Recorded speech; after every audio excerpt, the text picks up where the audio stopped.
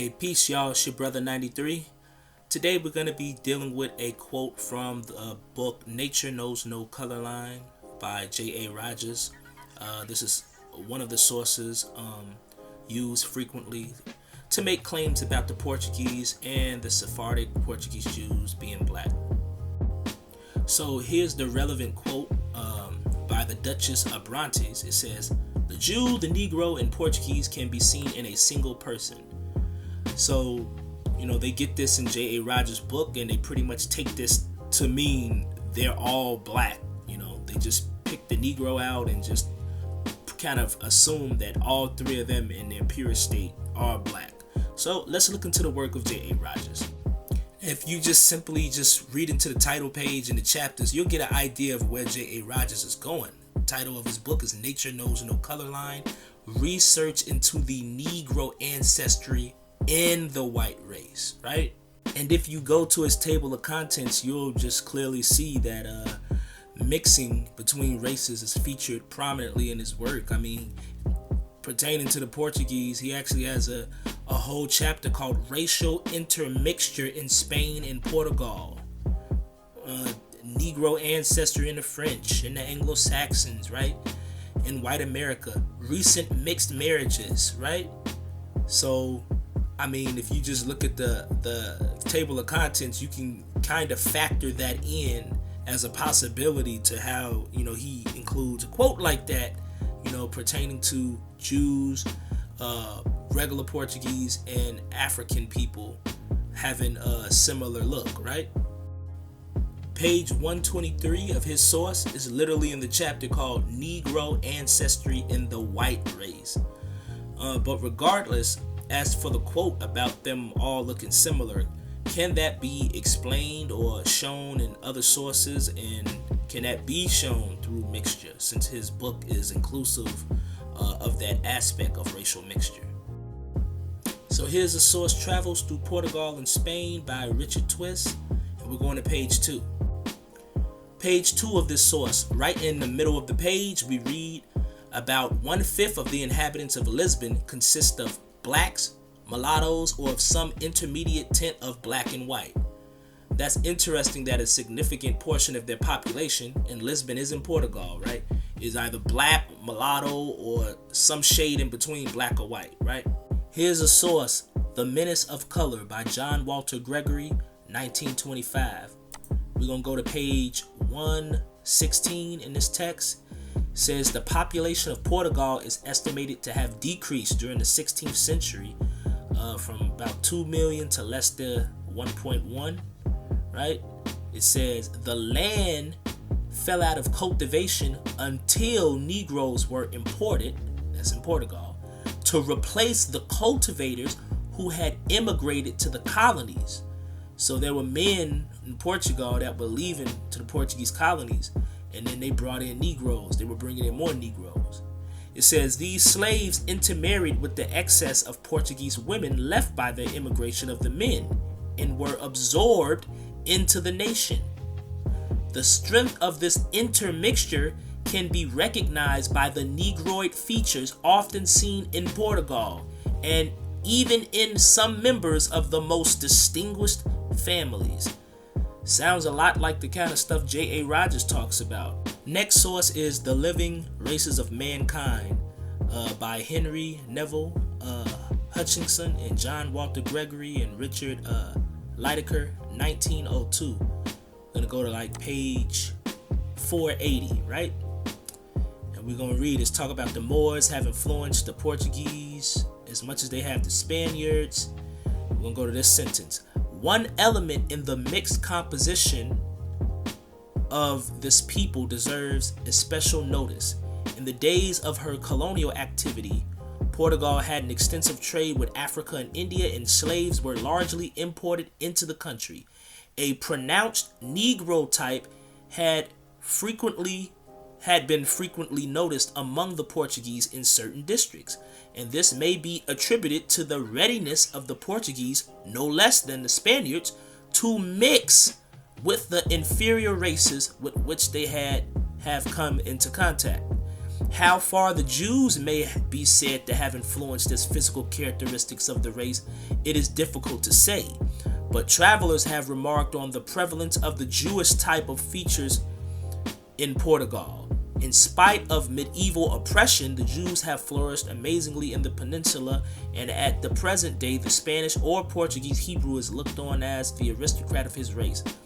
Physically, the Portuguese cannot be said to be as handsome as the Spaniards.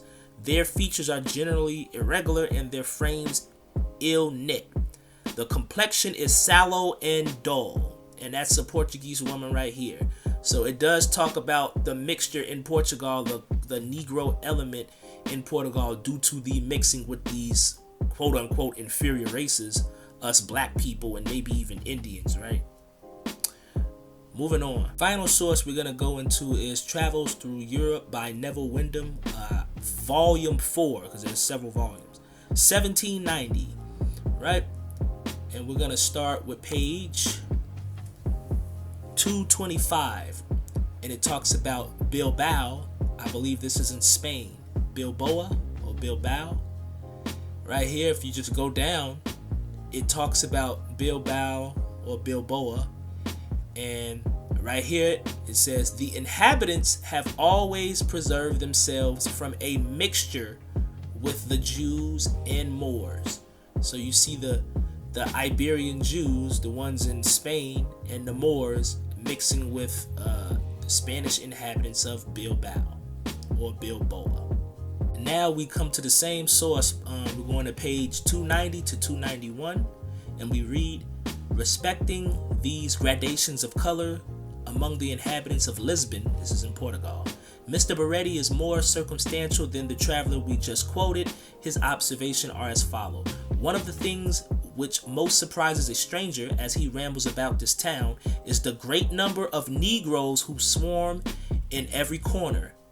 Many of these unhappy wretches are natives of Africa, and many were born of African parents, either in Portugal or its ultramarine dominions. No ship comes from Portugal or no ship comes from these regions without bringing some of either sex, and when they are here, they are allowed to marry not only among themselves but also with those of a different color.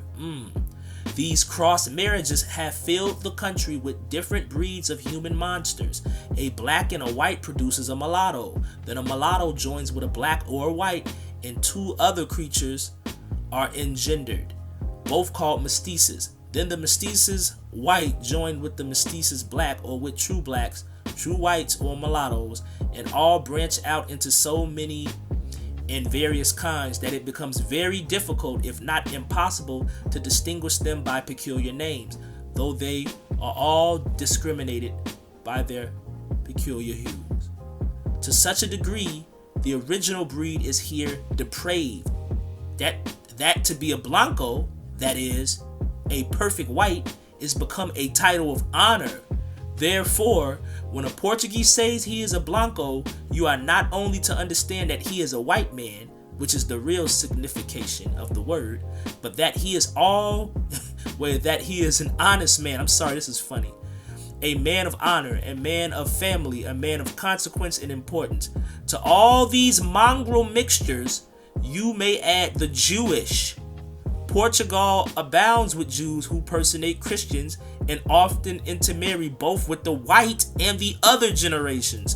So the Jews are mixing with the whites and the other generations. The other generations are the mestizos and the mulattoes, right? That's probably how you get black Portuguese Jews there, right? From mixing. You will easily comprehend that this cannot much contribute towards the farther improvement of these genealogies, which make so good a figure on the shelves of the library at, I think this is Masra or Mafra. These strange combinations have filled this city with such a variety of odd faces as to make the traveler doubt whether Lisbon is in Europe, and it may be foreseen that in a few centuries not a drop of pure Portuguese blood will be left here, but all will be corrupted between Jews and Negroes. notwithstanding their most holy tribunal of the Sacred Inquisition. So this is important because it shows that the Jews are mixing not only with the Portuguese, but they're mixing with the other generations, which is the Negroes and the mixture of the Negroes and whites. And they're so mixed up that you see it so often that people are doubting whether they're in Europe because they're seeing so much mixture. It's talking about original breed is depraved. To be blanco or white is a title of honor. So if somebody said that they're white, they're not only just a white man, they're an honest man. This is ridiculous. This is so xenophobic just because there's so much mixture going on in Portugal. But also it's funny that the author in the 18th century, the 1790s, is able to distinguish between Jews and Negroes. The Portuguese Jews and Negroes are mentioned separately. There's a distinction here. These are two different groups who are mixing all together with the Portuguese. So when we deal with J.A. Rogers and what he's talking about as far as mixing, there's definitely some merit to that. So in conclusion, as far as J.A. Rogers and what he says about the Portuguese, there may be some merit as far as the mixing. There may be some merit to that. I want to thank everybody who watched this video. Peace. Thank you. Take care.